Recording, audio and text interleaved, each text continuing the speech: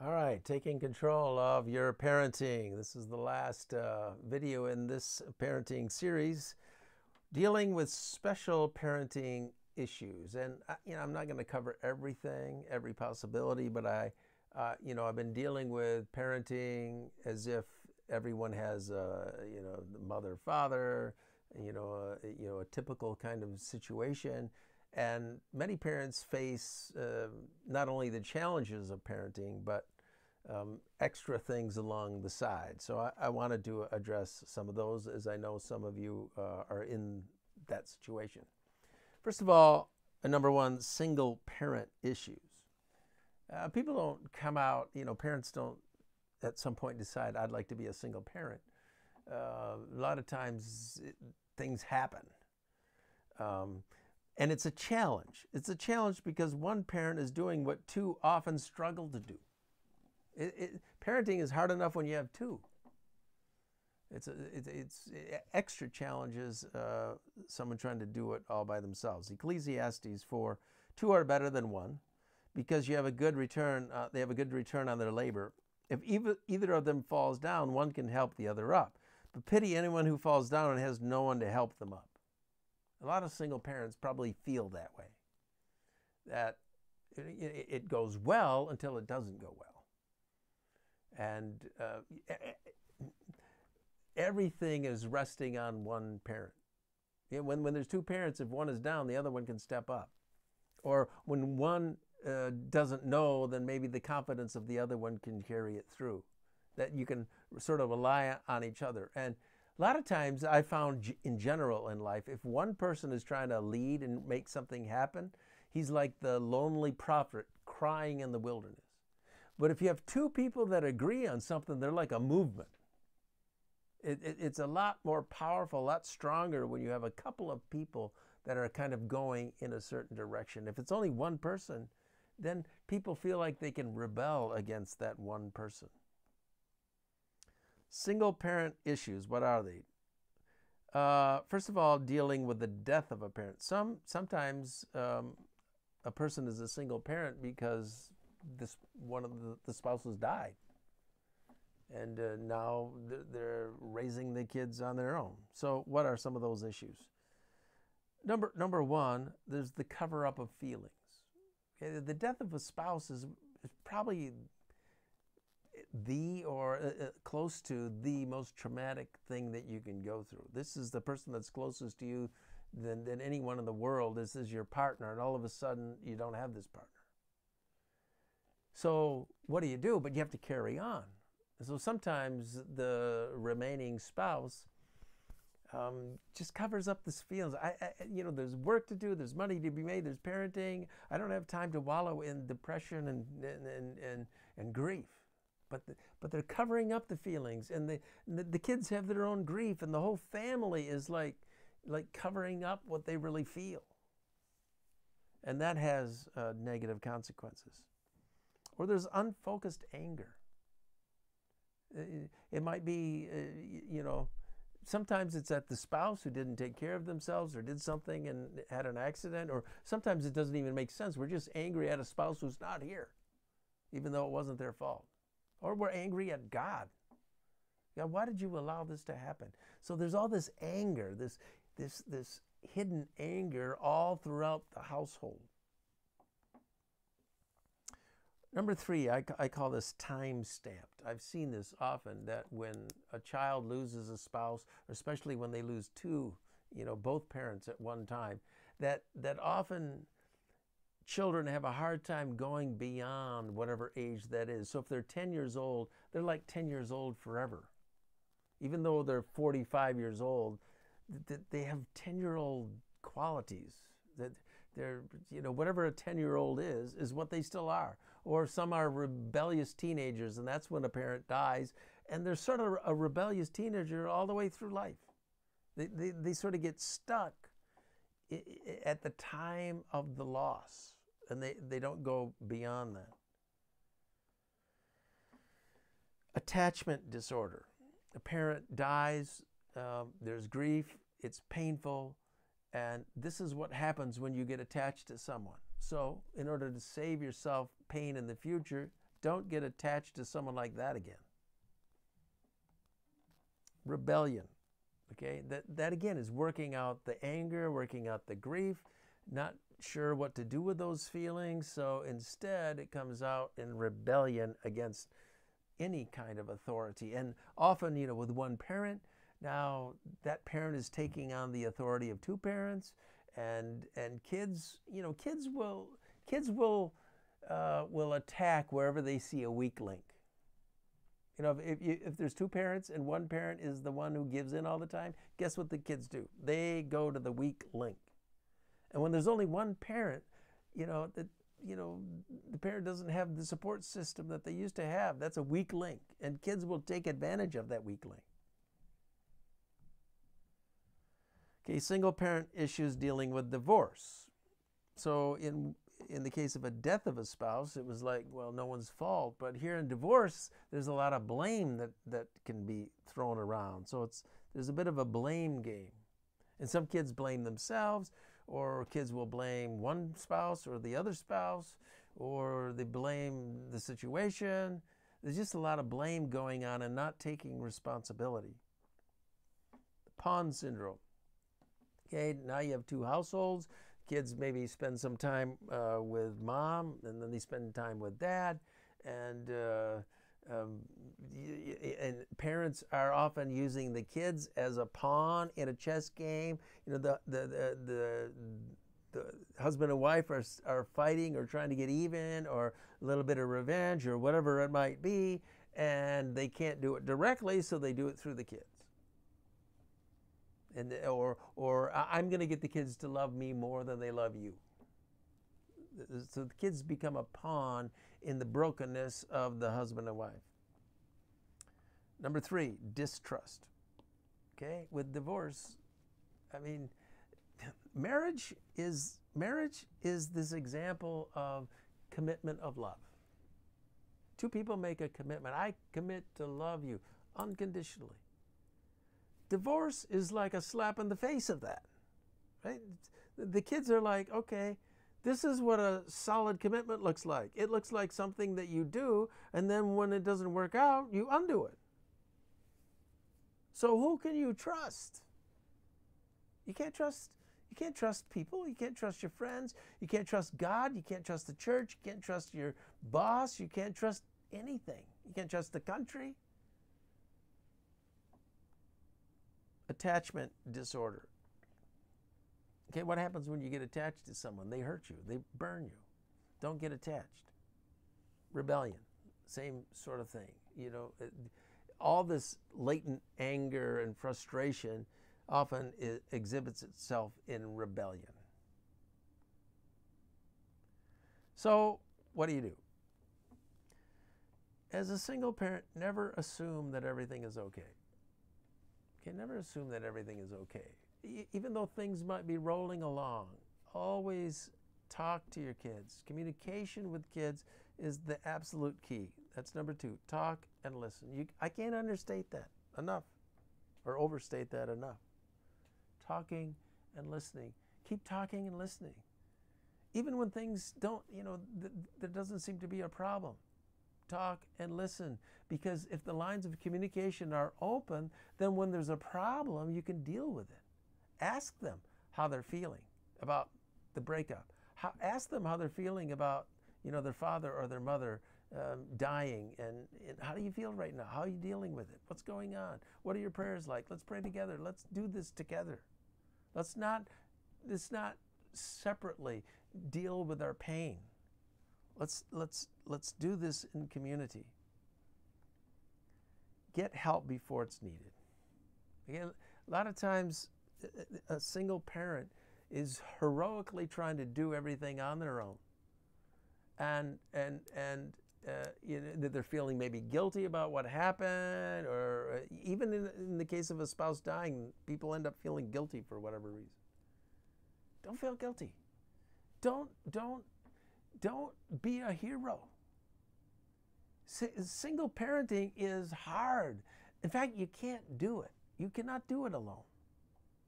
So don't be afraid to get help. Get other adults into your child's life. Okay? Kids need, this is true even if you have two parents.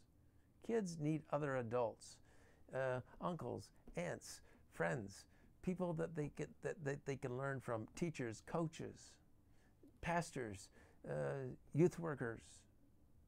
Kids need as many good, mentoring, loving, caring adults in their lives as they can get. And that's especially true if you're a single parent. Make use of the church family. Don't be apologetic on this. Again, don't be a hero.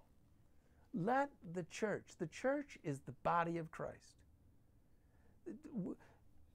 We don't have perfect parents. We don't have perfect families. And that's why we band together in this thing called the church. The church is the bride of Christ. The church is the body of Christ. Jesus is the head, but the church is the body. Let the body be the body. It says in 1 Corinthians 12 and Romans chapter 12 that God gives gifts. Why does God give gifts? For the good of the body. So people have, God has specifically given gifts to this body to help you out as a single parent. So don't be apologetic. Don't be too embarrassed to get help from the church. And the church is not always aware of what's needed. So don't just sit back and wait for someone to show up. You take the leadership. You are the leader of your family. Take that leadership. Blended families, that's another issue, okay? So we have divorce, and then we have people getting remarried, and then we have families, you know, the kids are from one family, kids are part of the other family, and now they're trying to make it work together. The challenge is this: up to 4 parents trying to do what was designed for 2. Okay, you can see where this could be a problem. Blended families. Okay, problem number 1, shared families with different discipline systems. So the kids go one place, and there's as a laissez-faire, do what you want sort of a discipline system. They go to the next place, and there's all these rules. Now, how's the kid going to adjust from that? Different income levels, values, religious beliefs, political viewpoints, etc. Okay, we have 2 totally different families, and how's this going to go? And guess what? Kids tend to, play one family against the other so that they benefit.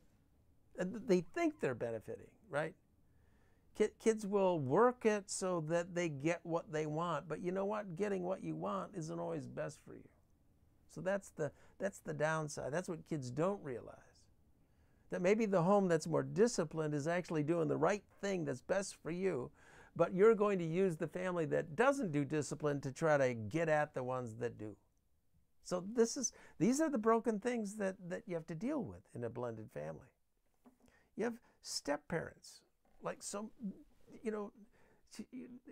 how's that going to go? Now I'm in a blended family, and the mom now is not my real mom. So the mom treats her kids differently than they treat me, or at least that's how I perceive it. Or that's my excuse when mom, does something to me. It's like, oh yeah, you're treating me differently. I can use that now against her. Step siblings, right? Okay, you're not my real brother. You're not my real sister. We don't have to be a team. We don't have to get along.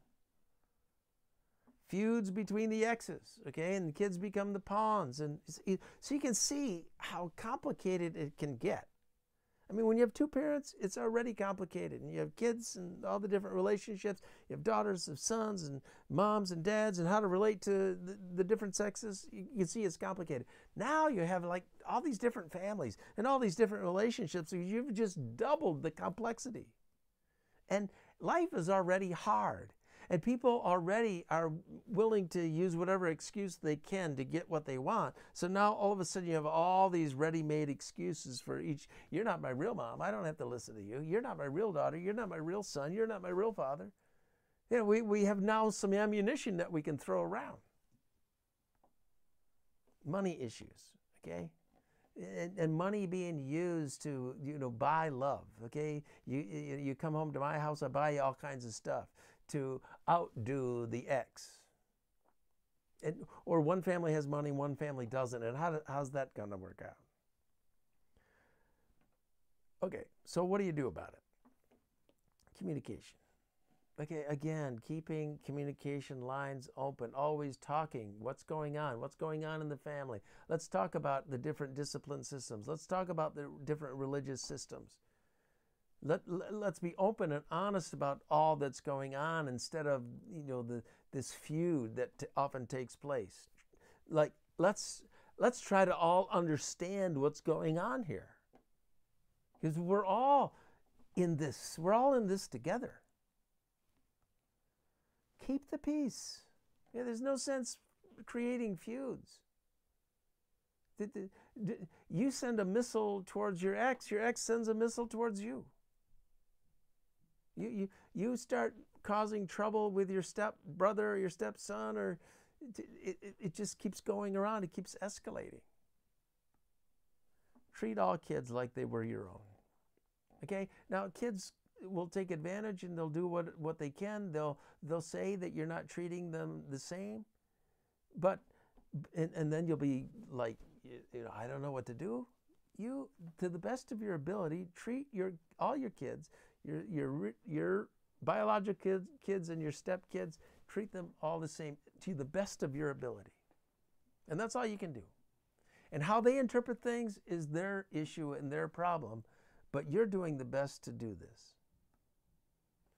Do normal, good parenting. Okay, if this is your stepson and he messes up, he doesn't follow through with what he's supposed to do, and now you have to let him experience the negative consequences of his choices, don't he's my stepson, I don't want him to feel like I don't love him, and all of a sudden you go soft on him. No. Would you do that with your real son? No, then don't do it with your stepson. I said real son. Both are your real sons. One is your biological son, one is your stepson. They're both your sons. Treat them both as sons. Apologize when you don't, because, just like I slipped up, you're going to slip up too. You're going to say things that make them feel like, that they're less than, part of the family. These things are going to happen. So deal with it. Admit it. Explain it. Yes, you're right. I said that.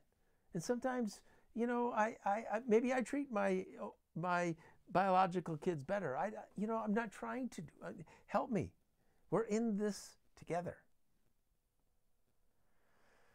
Adopted children challenges, attachment issues. See, some adopted children, it goes pretty good in the beginning, maybe when they're younger, but at some point they realize, hey, what happened? What happened? And kids go through problems already. Kids are insecure at some point with kids and school and friends and all those things. But now an adopted kid can sort of go, yeah, and it's because I'm adopted. Okay? That becomes a thing. Every kid has things, and they will attach it to something. It's because I'm the second born. It's because I'm short. It's because I don't have the great hair. Or, kids will find something.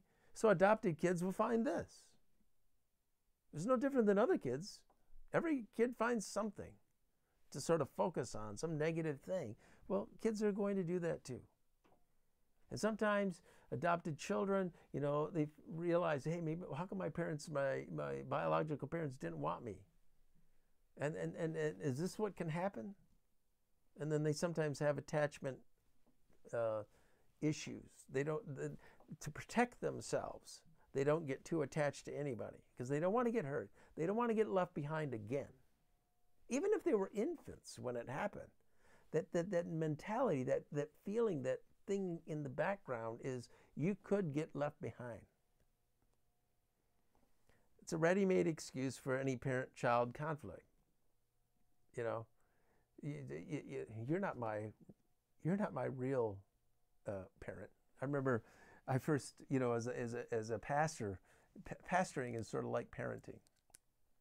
And I remember, and people will be upset, and they'll take out their anger out on the pastor, and I would often take it real personally. Oh, they don't like me. They're but I remember it was in our church in Vancouver. We did these plays in a church service, and my wife, this was the only role she ever took on, but she took on the role of an adopted child, a teenager.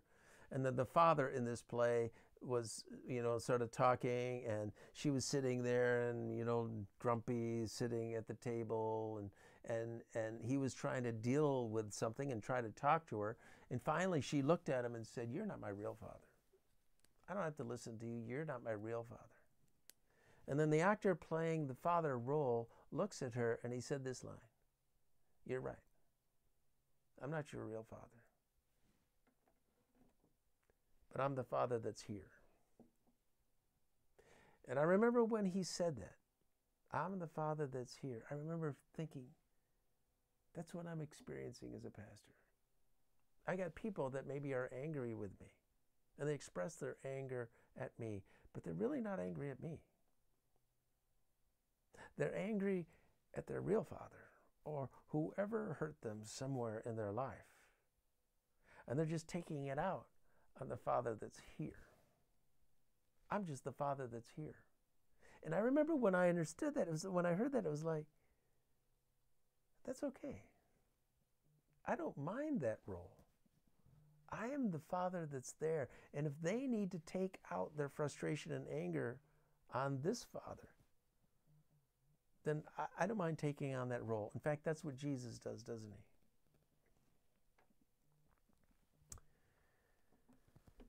All right, attachment issues.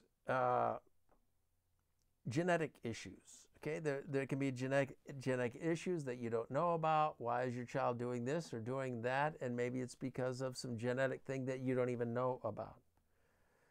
Birth parent issues. Okay, at some point maybe the birth parents want to get involved, or maybe your child wants to get connected to your birth parent, and who knows how that can go. Okay, that just brings in a whole complexity that goes beyond the ordinary parenting. Sibling issues. Okay, this one's adopted, this one isn't. This one, let's say your biological child is really good at sports and your adopted child isn't. Then, how does that work? And you're encouraging and cheering your biological child on, and then your adopted child's going, "Yeah, well, what about me?" So there's all this tension that is possible. And again, it's the same kind of tension that happens in any family. But see, now you have this adopted thing that a child or anyone can sort of put a label on it. Well, it's because you're adopted. And it may not be that at all, but that becomes an issue. What to do? Communication again. Most of this comes down to communication, talking about these things, having an open forum that we can say how we're feeling. Be consistent with all your children. Discipline, encouragement, opportunities offered, support. Treat your kids all the same. Get help from church and other adoptees. Okay? You're not the only one going through this. Others are going through the similar kinds of things. Talk to them.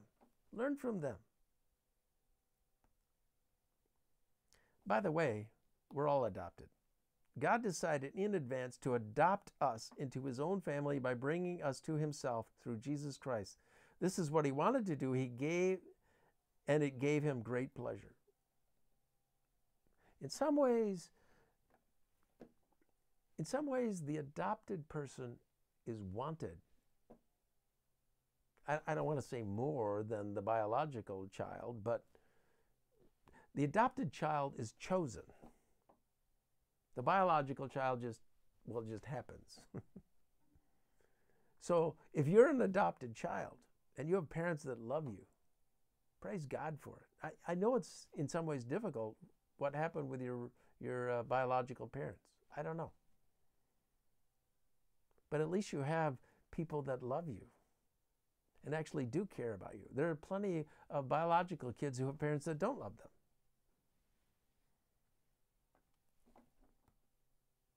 Grown children challenges. All right, so now your children have grown, they're out of the house, and now what do you do? How does this, problems with in-laws. So your children grow up and they get married, and you now have an in-law daughter or an in-law son, and getting along with them. There's issues with that. Sometimes there's a threat.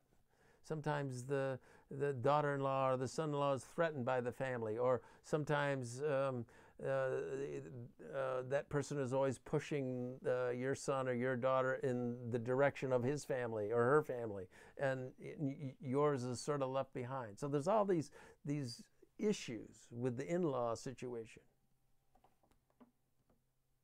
Distance. Your kids get married and they live, I have a son who lives in Ecuador. I have another son who lives in Washington, D.C., and I'm here in Michigan. I've got two sons that live here, and they're married, and the grandkids and so on. I see them, but the one in Ecuador I don't see as often, so we have to do some Skyping. It's a bit of a challenge, right? Then you have the leaving of the faith situation.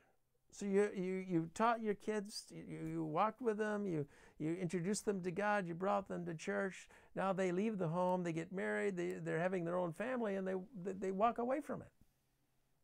They walk away from the faith. They're not going to church. Grandchildren, okay? Challenges with grandchildren, not following, walking away from the faith, getting into trouble. So what's your role with that? And then there's money. Sometimes children, one child gets a good job, another one doesn't. This one has a need, that one doesn't have a need. How do you be fair with those kinds of things? Some passages about our relationship to our children and beyond. Since my youth, God, you have taught me, and to this day I declare your marvelous deeds. Even when I'm old and gray, do not forsake me, my God, till I declare your power to the next generation, your acts to those who come. So our responsibility of parents is not just with our kids, but it's to our grandchildren and our great-grandchildren. What we do with our kids now has an effect, has a legacy. Psalm 78, he decreed statutes for Jacob and established a law in Israel, which he commanded our ancestors to teach their children, so the next generation would know them, even the children yet born. And they in turn would tell their children. Then they would put their trust in God and would not forget his deeds, but would keep his commands. Okay, so just let me just say something about that. So this is an issue. You raise your kids in the knowledge of God, and then they walk away from it.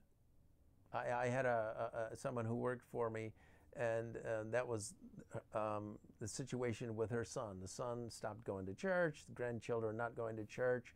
And then the parents are like, well, what do we do? What do we say? And they tended to say things like, hey, we didn't see you in church, or hey, when are my grandkids gonna give me a Sunday school paper? They said all these little sort of passive aggressive things that came off really negative to the son and his wife and the kids who had walked away from church.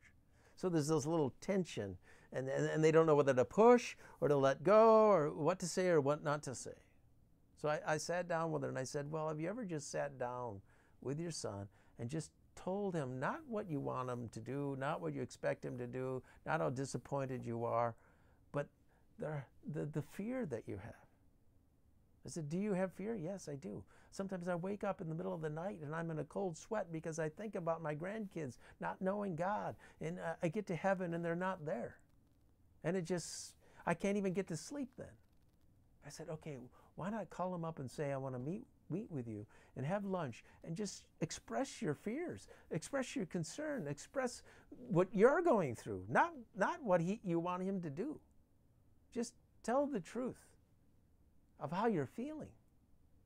So she did. And it just opened the lines of communication. Son ended up coming back to church, and the kids and the grandkids, and it, is an incredible show of God that, Proverbs 22, train a child in the way he's going, and when he's old, he will not turn from it. You're never done as a parent.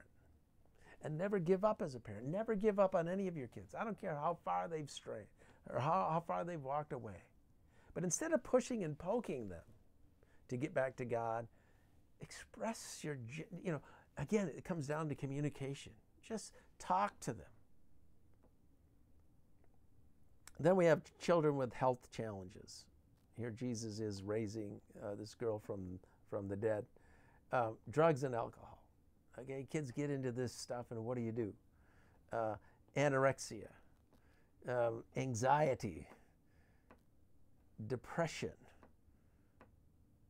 ADD. We live in an ADD world, right? The kids can't focus, and what do? Mental capacity. Some kids are challenged mentally, and what do? So there's all these health kinds of concerns. And I don't have the magic answer for all of you. Some of you are in the middle of these things. I'm sorry, I didn't have that. Let me show the slide here.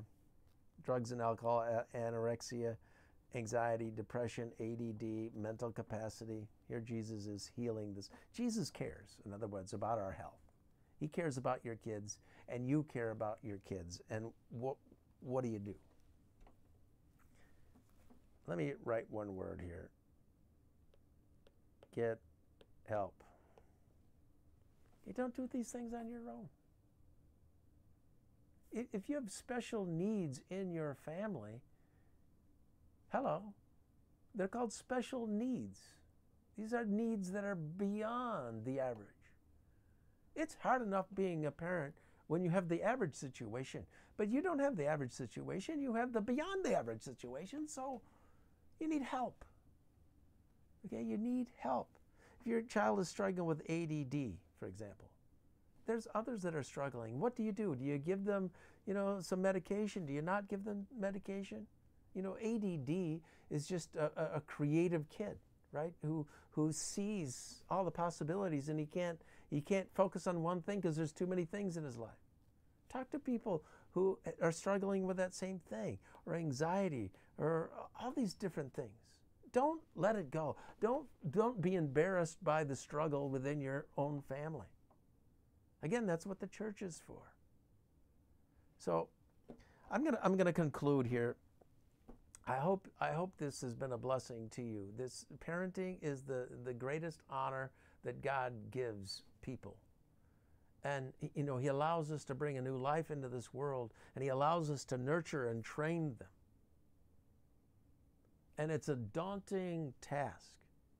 But God believes that we can do it. He doesn't give us things that he doesn't think we can do, and we can. We don't have to be perfect. But we have to do, we have to do our diligence. So, try to put these things that we've talked about in the last few sessions, try to put them into practice. And maybe go over them over and over again. Make this stuff second nature to you, because it's easy to lose hope. It's easy to lose ground. It's easy to get discouraged and feel like you're the worst parent in the world. I know that's what a lot of you feel like. You feel like you're the worst parent in the world.